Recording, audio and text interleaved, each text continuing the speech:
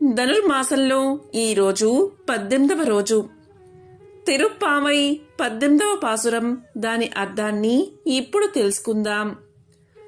ఏనుగులతో పోరాడగలిగిన వాడును, మదము స్రవించుచున్న ఏనుగు వంటి బలము కలవాడును, యుద్ధములో శత్రువులను చూసి వెనుకకు జంకని భుజబలము కలవాడును అయిన నందగోపుని కోడల, సుగంధము వెదజల్లుచున్న కేశపాసము గల ఓ నీలాదేవి, తలుపు గడియ తెరువుము. కోళ్ళు అంతటా చేరి అరుచుచున్నాయి. మాధవీలత పాకిన పందిరి మీద గుంపు గుంపులుగా కూర్చున్న కోకిలలు కూయుచున్నాయి. కావున తెల్లవారింది. చూడుము, బంతి చేతిలో పట్టుకొన్నదానా, మా బావ గుణములను కీర్తించుటకు వచ్చితిమి. నీవు సంతోషంతో లేచి నడిచి వచ్చి ఎర్ర తామర పువ్వును పోలిన నీ చేతితో అందమైన చేతి కంకణములు గల్లుమని ధ్వని చేయనట్లు అని గోపాంగనలు నీలాదేవిని ఈ పాసురంలో మేల్కొల్పుతున్నారు. గోపికలు కృష్ణుణ్ణి పొంది అర్చించాలి అనే ఆవేశంతో కృష్ణ పరమాత్మ కనబడగాని అతన్ని చేరుకోవచ్చని ఆశపడి మేలుకొలుపుతున్నారు. కృష్ణుడు మేల్కోలేదు. పక్కనే ఉన్న బలరాముణ్ణి మేల్కొలిపారు. అయినా కృష్ణుడు మేల్కోలేకపోవడం వల్ల నీలాదేవిని ఆశ్రయించాలని ఆమెను ఈ పాసురంలో మేలుకొలుపుతున్నారు. అమ్మవారికి పురుషకారము అని వ్యవహారము. ఆమె మధ్యవర్తిని.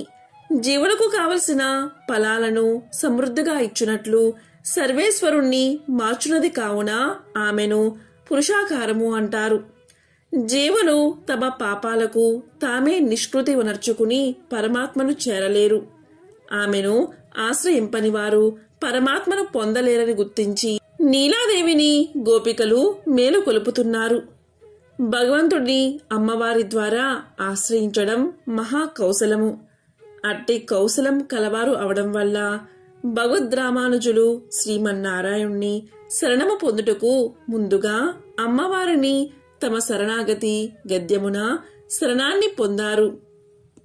ఏనుగులతో పోరాడే శక్తి కలిగిన, చాలా ఏనుగులు కలవాడైన, యుద్ధంలో శత్రువులను చూసి వెనుకంజ వేయని భుజబలము కలిగిన నందగోపాలుడి కోడలైన నీలాదేవిని తలుపు తెరవమంటున్నారు.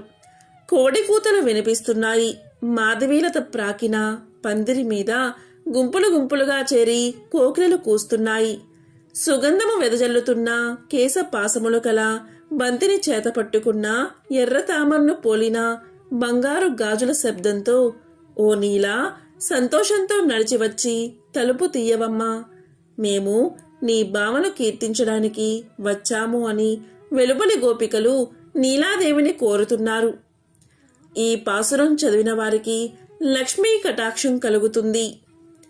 గురువింద పొద కింద కోయిలలు కూసే, కొక్కురొక్కో అనుచు తోలు కోళ్లు కూసే, గజబలము భుజబలము ఉన్న ఓ నందుకోడల, నప్పిన్న తల్లి, గల్లు గల్లున పాద గజ్జల ధర, అల్ల నల్లన కంఠహారాలు కదల, చేమంతి పూబంతి చేతపట్టి అడుగడుగునా సింగార ములుకుచుండా, చిరునవ్వు మొగముపై వెలుగుచుండా, చెంగల్వ పూవంటి చేతులతో వచ్చి దయచూపి మాపైన ద్వారాలు తెరువు, చేరి మీరిద్దరూ చెండులాడే వేళ, రసరమ్య భావాల బాసలాడే వేళ, చేరి నీ పక్షాన గెలిపింతుమమ్మా, సేవ చేసి మీకు తరయింతుమమ్మా. ఇదే 18వ పాసురం యొక్క అర్థం. ఓం నమో నారాయణాయ.